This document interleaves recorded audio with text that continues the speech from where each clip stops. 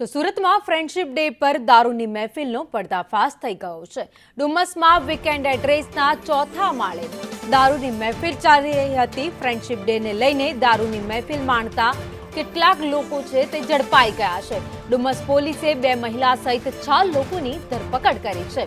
વિસ્કીની bottle, mobile સહિત મુદ્દામાલ કબજે કરી લેવામાં આવ્યો છે। તો ગત રોજ ફ્રેન્ડશિપ ડે હતો, જેને લઈને પાર્ટીનું આયોજન સુરતમાં કરવામાં આવ્યું હતું। ડુમસ રોડ પર એક ફ્લેટમાં દારૂની મહેફિલ ચાલી રહી હતી। તે દરમિયાન પોલીસ ત્યાં પહોંચી ગઈ હતી। દરોડા પાડી 2 યુવતીઓ સહિત 6 લોકોની ધરપકડ કરી પોલીસ સ્ટેશન લઈ જવામાં આવ્યા છે। જો કે દારૂ હવે ક્યાંથી લાવ્યા, કોણ લાવ્યું તે મામલે પોલીસ પૂછપરછ કરશે।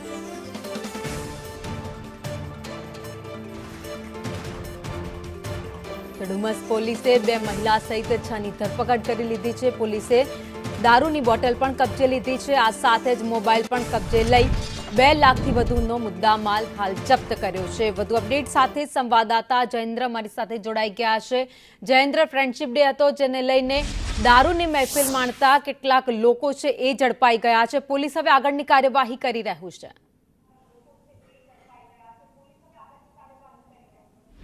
જી ભાવિની, સુરતમાં જે રીતે ફ્રેન્ડશિપ ડેની ઉજવણી કરવામાં આવી હતી ત્યારે તેને લઈને સુરતના ડુમસ રોડ ઉપર આવેલ બેન્ડેન્સ જે છે રાજસનું છે, ત્યાં કુલ ચોથા માળે 455 રૂમમાં જે છે કેટલાક લોકો ફ્રેન્ડશિપ ડેની ઉજવણી કરી રહ્યા હતા, પરંતુ આલ્કોહોલ દારૂની બોટલો સાથે ઉજવણી કરી રહ્યા હતા। તેની બાતમી પોલીસને મળતા પોલીસે ત્યાં દરોડા પાડ્યા હતા અને તે સાથે જ 2 મહિલાઓ સહિત કુલ 6 લોકોની અટકાયત કરવામાં આવી હતી, જેમાં 2 મહિલા હતી અને એક કાપડ વેપારી હતો, એક કેમિકલનો વેપારી હતો અને બીજા 2 આસિસ્ટન્ટ હતા। કુલ 6 લોકોની અટકાયત કરી હતી। તમામને મેડિકલ માટે લઈ જવામાં આવ્યા હતા, પરંતુ હાલ તમામ પાસેથી પોલીસે જે છે 2 દારૂની બોટલ અને 7 મોબાઈલ ફોન સહિત કુલ 2.55 લાખનો મુદ્દામાલ જપ્ત કર્યો છે। તે ઉપરાંત તમામને મેડિકલ અર્થે નવી સિવિલ હોસ્પિટલ લઈ જવામાં આવ્યા હતા। ત્યારબાદ તમામને હાલ જામીન મુક્ત કરવામાં આવ્યા છે। મહત્વની બાબત એ છે કે આ ડુમસનું જે વીકેન્ડ જે છે ત્યાં વારંવાર દારૂની મહેફિલ થતી હોય છે, વારંવાર પોલીસ પણ ત્યાં તાકતી હોય છે અને ઘણી વખત તાતી જે છે પોલીસે અનેક લોકોને ઝડપી પાડ્યા છે આવી દારૂની મહેફિલ મારતા અને પોતાનો જન્મદિવસની ઉજવણી હોય કે લગ્નની પાર્ટીની ઉજવણી કરતા હોય છે। તમામ લોકોની જ્યારે પોલીસની ધરપકડ થતી હોય છે ત્યારે ફરી એક વખત ડુમસ પોલીસ દ્વારા આ મોટી કાર્યવાહી કરવામાં આવી છે। જી ભાવિની, ચંદ્રા, પહેલીવાર નથી કે સુરતમાંથી દારૂડિયાઓ ઝડપાયા હોય, ત્યારે હવે પોલીસની કામગીરી પર પણ સવાલ ઉભા થઈ રહ્યા છે।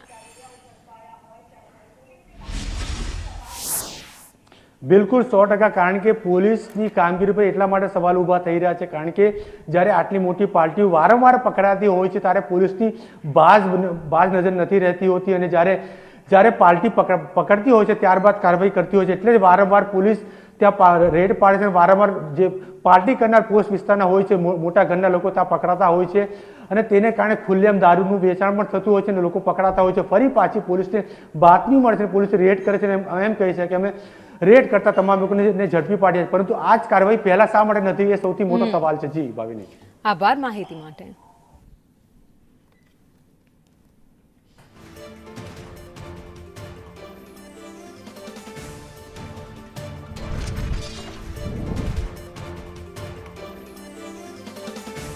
સુરતમાં દારૂ પીતા એક આખું ટોળું હતું। ફ્રેન્ડશિપ ડેના દિવસે તેને ઝડપી લેવામાં આવ્યું છે। ત્યારે હવે વીકેન્ડ હોમ્સ જે ફાર્મ હાઉસ છે જે લોકો બનાવતા હોય છે ત્યાંથી સૌથી વધારે દારૂ પાર્ટીઓ ઝડપાતી હોય છે। ત્યારે અમદાવાદ હોય, સુરત હોય, વડોદરા હોય કે પછી રાજકોટ, ત્યારે પોલીસ શા માટે આવા વીકેન્ડ હાઉસ પર વારંવાર નજર નથી રાખતી, એ વિસ્તારોમાં શા માટે પોલીસ બંદોબસ્ત નથી ગોઠવતી, તેવા પણ હવે સવાલ